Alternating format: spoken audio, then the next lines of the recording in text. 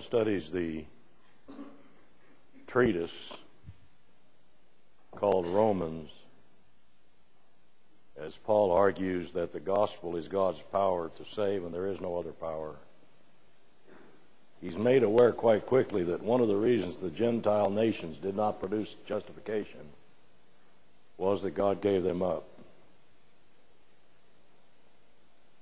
And the reason he gave them up is quite unusual, in that their reprobate state began because they weren't grateful. They were not thankful. And because they were not thankful to God, to everything he told them and revealed to them and showed them, they became quite sinful. Ingratitude is the bane of all of us who are Christians. I'm not making notes, I'm introducing something.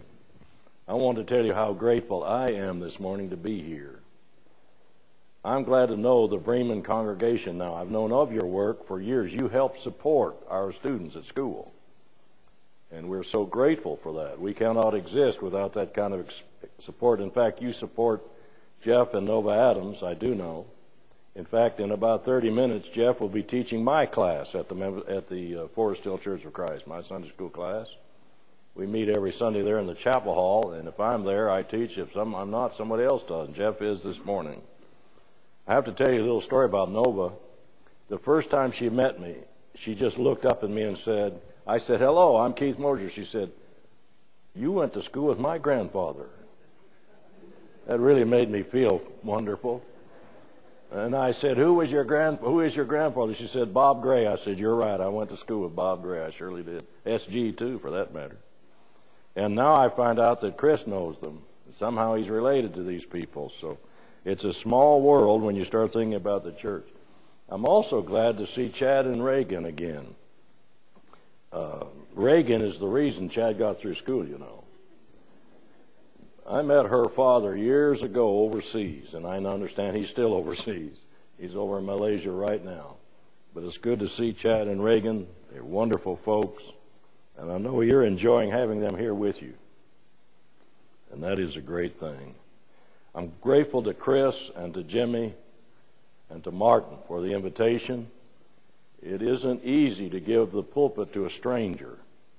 I know elders sometimes sit there on edge wondering what's going to be said and who's going to be upset and so on. So I try not to hurt anyone where I'm going. If something has hurt you this week, please talk to me about it. But I've been trying to be helpful. This is not an easy subject.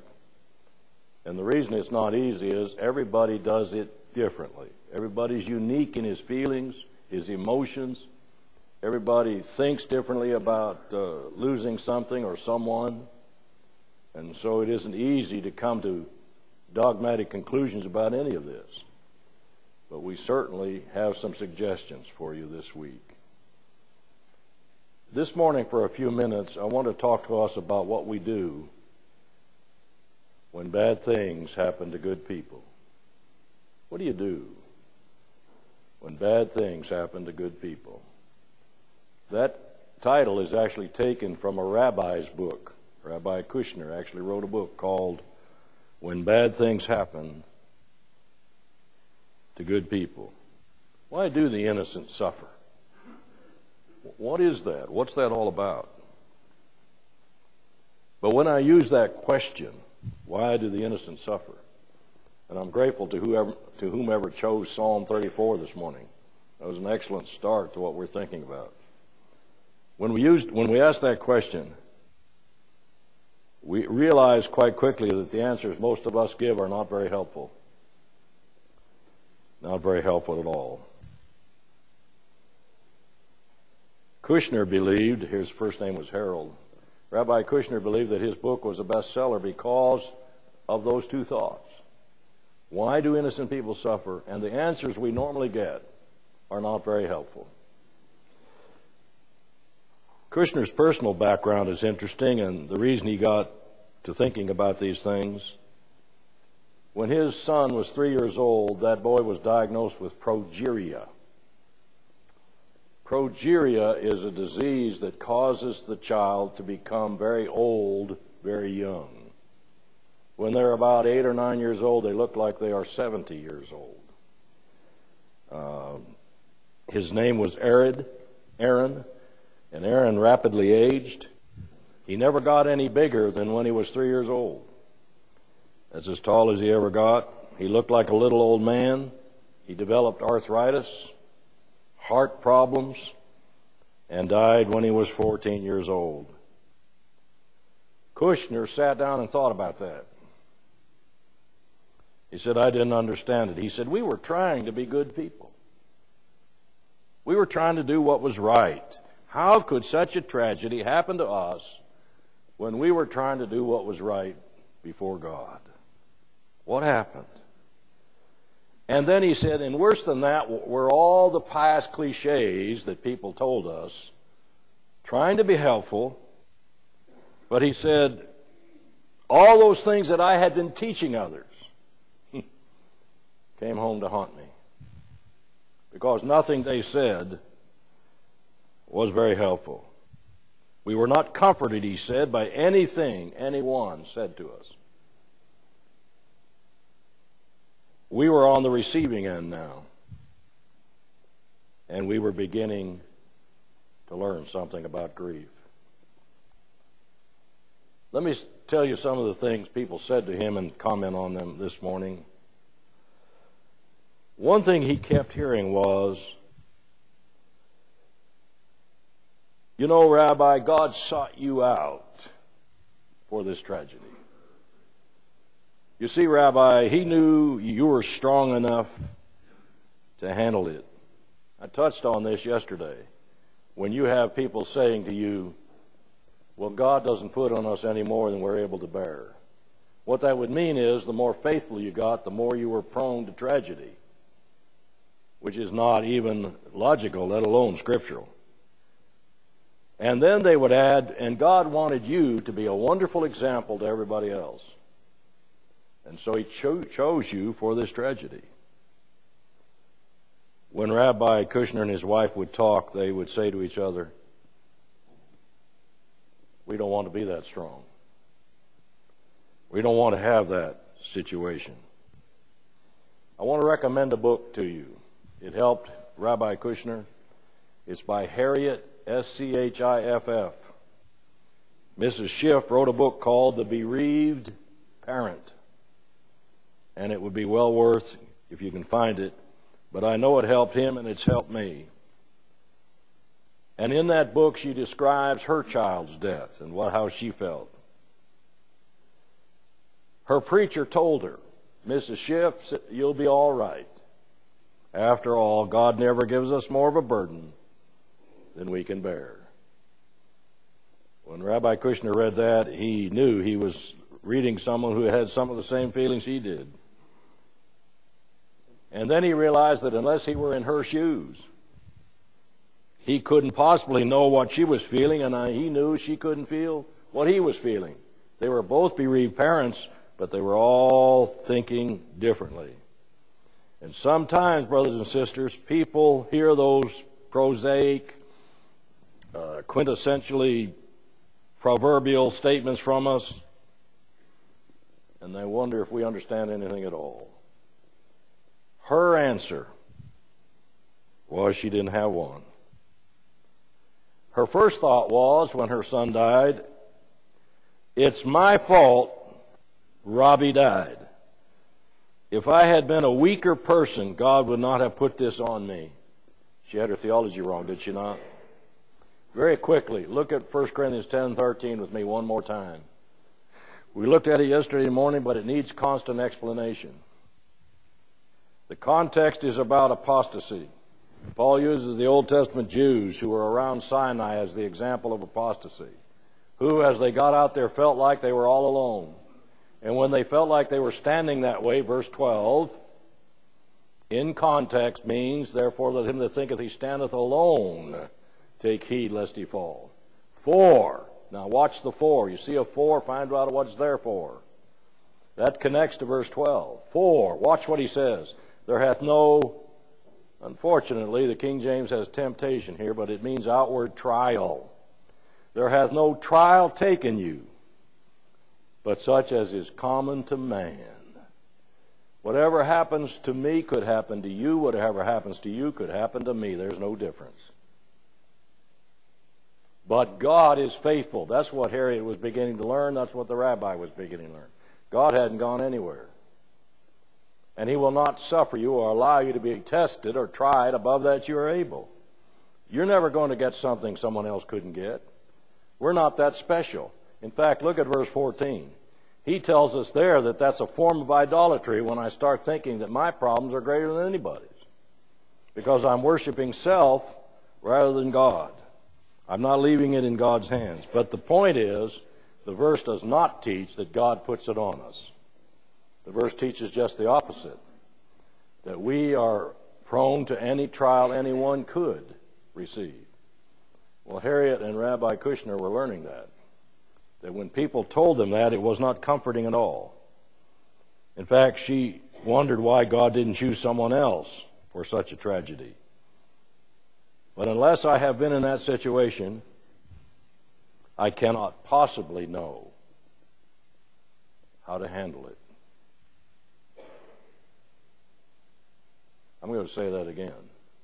Unless I have been in that situation, I cannot possibly know how to handle it.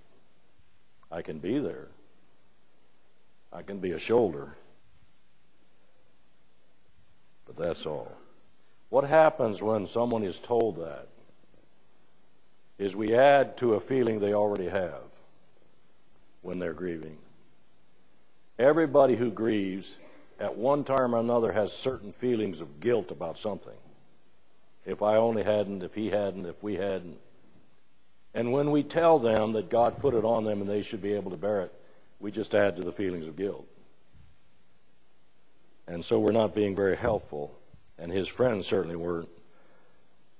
I can hear my mother, when I start talking about this point, saying something like, "Why did God do this to me? Why me? What have I ever done to deserve this?" You ever said that? Well, that's not theologically correct or biblically correct. You live in this world. Welcome to suffering.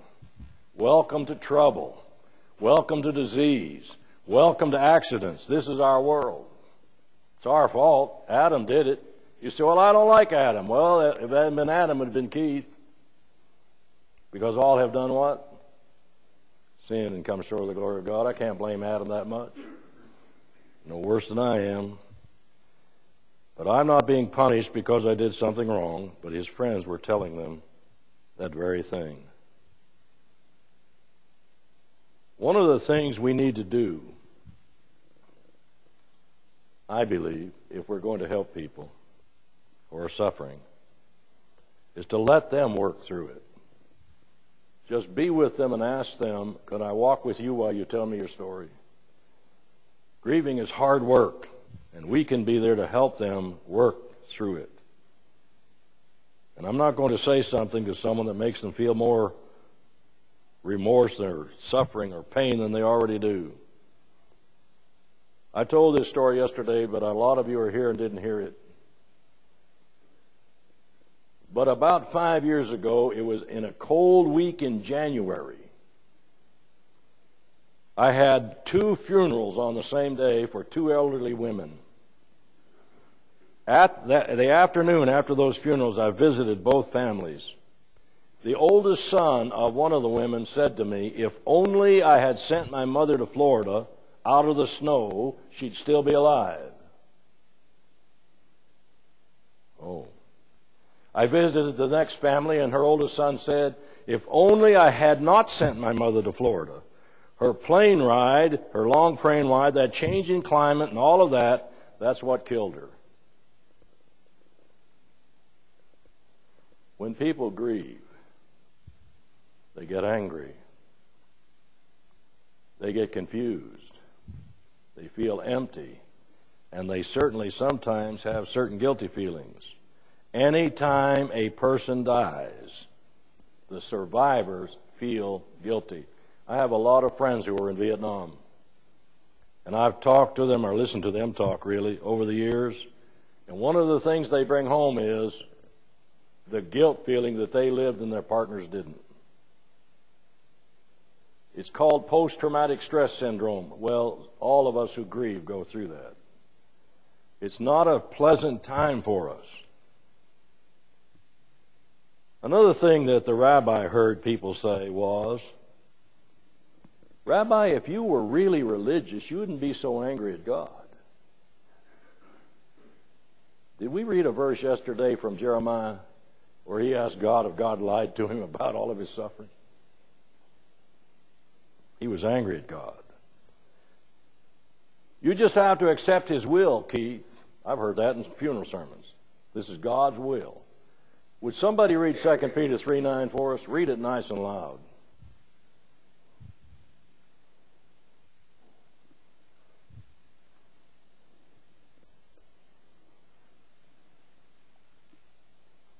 Somebody please.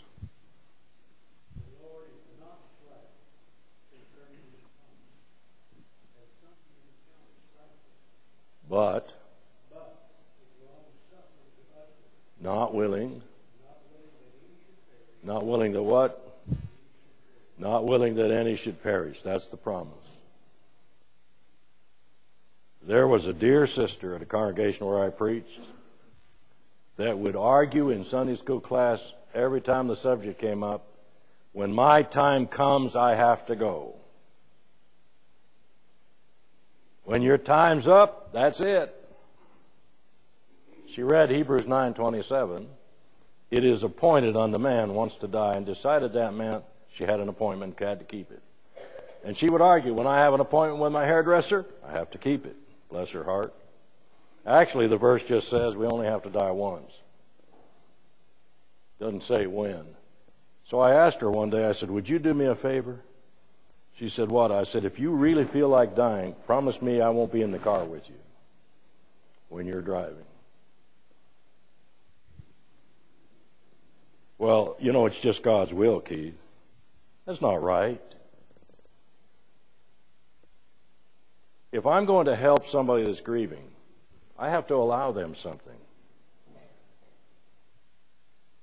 I have to allow them the right to rage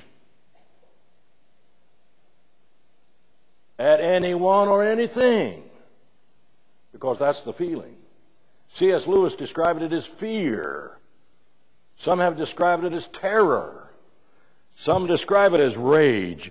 If I say to you, you ought to chin up and get stronger, and what's wrong with you, get over it. When I start talking to you like that, then the person is being given no right at all to cry or rage, or because in America, we don't cry. We're big boys and girls. Well, they were being told that, and the rabbi said, there's something wrong with that approach. He said, I felt angry with God. So did Jeremiah. So did Hezekiah. Hezekiah accused God of wanting to kill him. Hezekiah chapter 30, I'll preach on that a little later. The people that were talking to him left him cold. He didn't understand. He said, they sound like they're defending God, but they don't sound like they're comforting me.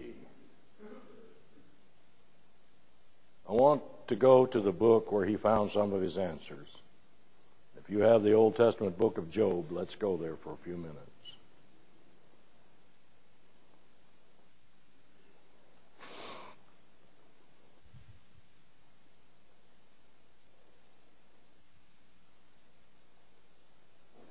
He wanted to know how he could keep his faith intact.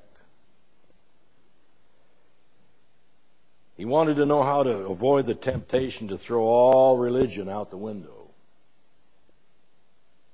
His faith crushed. One woman told him God is cruel. Religion is a pretense. Where can I find an answer to that kind of situation? Job is an interesting study. All through the book, we realize he never knew why he suffered. He's not even told. He was an upright man, according to the first couple of verses. living in some land called Uz, about the time that Abraham lived. Job is the oldest book in the Old Testament. In fact, it's written in Paleo-Hebrew. The original is Old-style Hebrew. It's about a patriarch who had no idea that Satan and God had a meeting about him. He had no idea, Job didn't, that Satan accused God of being unrighteous for protecting Job. Why, Job will turn his back on you if you take that hedge you've got around him away. Why, he will deny you. God's righteousness or justification or justice being questioned, he allowed something. He allowed Satan to test Job. I don't know what that's all about. God allowed it. And in the test, immediately Job loses all of his material possessions. Everything. Everything. He was a very wealthy man in those days, but everything is taken away now. All of his flocks, his herds. And then, while he's trying to catch his breath from that, another messenger comes and says, all of your children are dead. All 10 of them. Job just sits down. And I imagine he's staring at the wall of his tent, wondering. His wife decides she has the answer. She says, Job, curse God and die. Thou art one of the silly women. The Lord giveth and the Lord taketh away. Blessed be the name of the Lord. Now, had I been there, I would have corrected Job on the last part of his sentence. He didn't get all of his theology right there. The Lord gave all right. In fact, every good gift and every perfect gift is from above and cometh down from the Father of lights, in whom is no variableness, neither shadow cast by turning. James 1:17. But the Lord didn't take away. Satan did. I've often heard that line used at funerals. It goes back to it's God's will that this happened. No, we just read it's not God's will. 2 Peter 3:9. But people who use that line blame God for the death. That just adds to the suffering and the grieving. Job really didn't know what happened, so I can't blame him for his statement. I do admire his courage in the face of everything he'd lost. He's just sitting there. What a strange scene. Job just sitting there. And then his friends came. And Job is now covered with boils from his head to his foot, to his feet. He is scraping them with a potsherd, a piece of a clay pottery pot. And they just sit there for a whole week and stare at him. They don't say a word. They can't believe what's happened to him. And then you have a series of conversations between Job and his friends that occur. And as they begin to try to explain to Job why he's suffering, some of the same platitudes that the rabbi was hearing come out of their mouths. And when you read chapter 42 of Job, you suddenly learn that everything they said was wrong. They didn't say one thing right to him. Not one at all. There were three things they were trying to insist on. One of his friends was telling him, look, Job, God is all-powerful. He is kind and compassionate, but he gives us just what we deserve. So you deserve this, Job. You earned this. One of them was so dogmatic about it, he said, Job, I had a dream in the night. I had a vision. And here's your answer. I think that fellow was the first Pentecostal preacher. He wasn't telling the truth either. Oh, Eliphaz. But God's all-powerful, and you got just what you deserve. One of his friends told him, you know, Job, everything that happens in the world, God does it. So he did this. You and I know that's not true. That's what they were telling Job. And then one of his friends told him, Job, you're a sinner. And that's why this is happening to you. You're just a sinner. Job argued with them over and over again. He knew he was a good man. That's important to remember about him. He knew that. You know, you and I can know whether or not we're right with God. We can know that. It breaks my heart. It really breaks it. If I ask a brother or sister in the church, are you saved? And they hesitate. I don't know. I hope so. I actually heard a preacher teaching one time that we can't know we're saved until we die. Then we'll know for sure. I don't want to die in that state. I love 1 John 5:13 and 14. They're well, I guess you can't have favorite verses, but I love those two verses. John said, I wrote these things you may know that you have eternal life. You can know you're saved. Job knew it. He knew he was a good man. He couldn't understand what in the world has happened. Why is all this happening? Here are these friends telling him all these things, none of which are true. They were trying to help, I believe, but they didn't know how to help. And so we learn in the book that none of the things that they told him are correct. It's interesting that they finally give up. And as you read the book, their speeches get shorter and shorter because they don't have anything to say. They realize they're wrong. One fellow jumps in then, old Elihu, right at the end. He decides, he kind of amalgamates all three ideas, and he has all the answers, and he doesn't know anything either.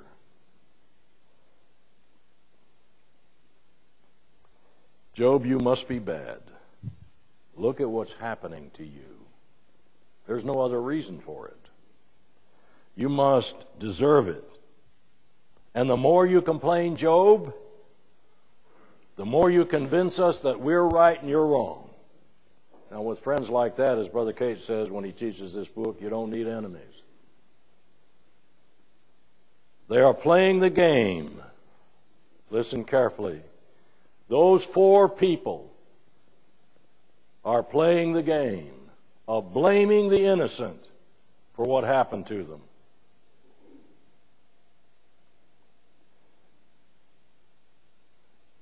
Why do we have a problem with innocent people suffering? Because in our minds, we really want the world to make sense. And sometimes it just doesn't make sense. And one of the hardest things for me to learn theologically is, this world is not my home, I'm just a passing through. This is not a perfect place. If it were, I wouldn't need to go to heaven. And so when I am in that mind frame that the world must make sense, when I see you suffer, my first reaction is, there must be a good reason for it. And so we keep searching for the reason for what happened, and we can't find one, and we get frustrated. And that's the whole point of the book of Job.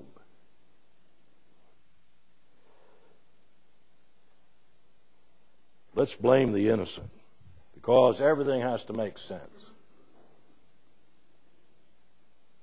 I read an article one time about a woman who was attacked and raped. And the questions people were asking were, why was she out there so late at night? Why did she walk the way she did? Why was she dressed the way she was? She's to blame?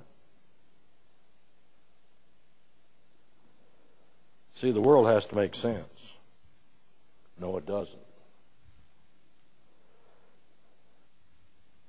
The survivors of the Holocaust have been asked over and over again in books, materials, documentaries, why didn't the Jews resist more? Why didn't they fight? Job's friends played that game. And they don't comfort Job. Job decides he knows the answer. He says that God must be beyond fairness. I want to talk to him. I want to ask him some questions. God must be so powerful that he ignores considerations of justice, so I want to talk to him. And God allows Job to come before him. But before Job can do anything, and the point of the whole book is, this world doesn't make sense, but before Job can say anything, God said, let me ask you a question. Where were you when I created the world? And Job never does get to ask a question, does he, Chad? He just stands there and listens.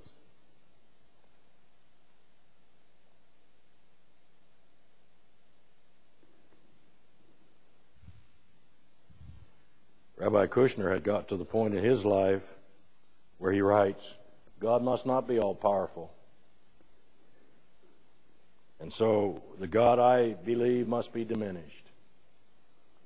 Why didn't he solve my problem? Job wanted to ask that. God doesn't allow it. If the world made sense, you and I wouldn't want to leave. The sad thing is, not the sad thing, but the right thing is, we're in the test case here. We're being tested. What's going to be our reaction? Now, I want you to see something before I give you some suggestions about what we can learn from Job.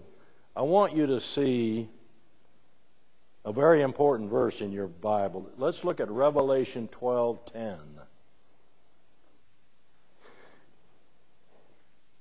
Job lived in a time, folks, before the Redeemer had died on the cross. Job knew enough to say, I need somebody to argue my case in heaven. In the Hebrew, he would say, I need a goel. I need a Redeemer who's related to me, a Redeemer kinsman. He said, I know that my Redeemer liveth, and that he shall stand in the latter day upon the earth, Job 19:25. But he didn't know who it was. And Job had no one in heaven that he knew anything about to argue his case. And so when Satan accused God of being unrighteous, and Job became the test case, at that point in history, there's nobody who can be a goel for Job. However, if Satan were to try that today and go before the God of heaven, which he will not be allowed to do anymore, and say, you know that guy Keith, he only follows you because you bless him. If you took away everything he had, he'd quit you. And God would say, I think you better check with Keith's lawyer, because he has one. My little children, these things write unto you to sin not, but if any man sin, listen. We have an advocate with the Father, Jesus Christ the righteous. If Satan tried that today, God would say, son, have you got anything to say about Keith? Yeah, I'll argue his case. He's a good man. I made him that way. I covered him with my blood. That's why Revelation 12:10 says, look at the last part of it, the accuser of our brothers is cast down. But we still don't have the answer to our problem, do we? And we're not going to. It's not given to us. Why do the innocent suffer? Let me suggest a few things, and that's all I can do. Good night. Have I got 5 minutes? No? Oh, whew, let's take 20. I didn't know I'd gone so long. Well, it's only 20 minutes to 9, my time.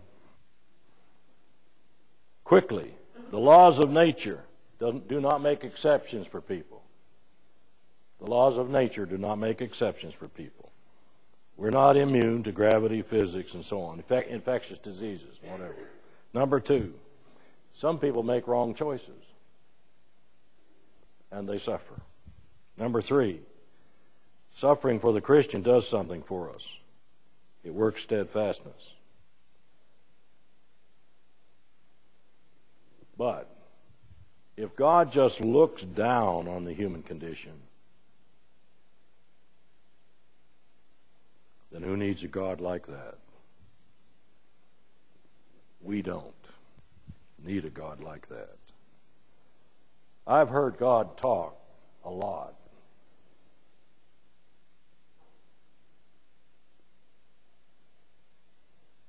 My grandson's medical bill was $287,000 the day he died. My oldest son's medical insurance covered $250,000, maxed out. That left $37,000 to pay.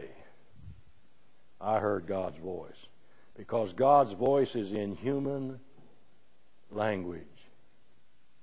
And my brethren, within a 2-week period, paid the rest of that bill. You've heard that voice many times. All the tornadoes recently, haven't we gone? We are God's voice. God makes himself known through us. And when you're suffering, I want to be there as God's voice. I want to help.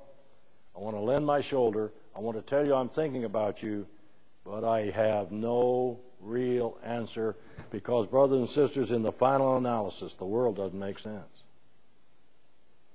But God does, and he's faithful. Thank you for your kind attention this morning.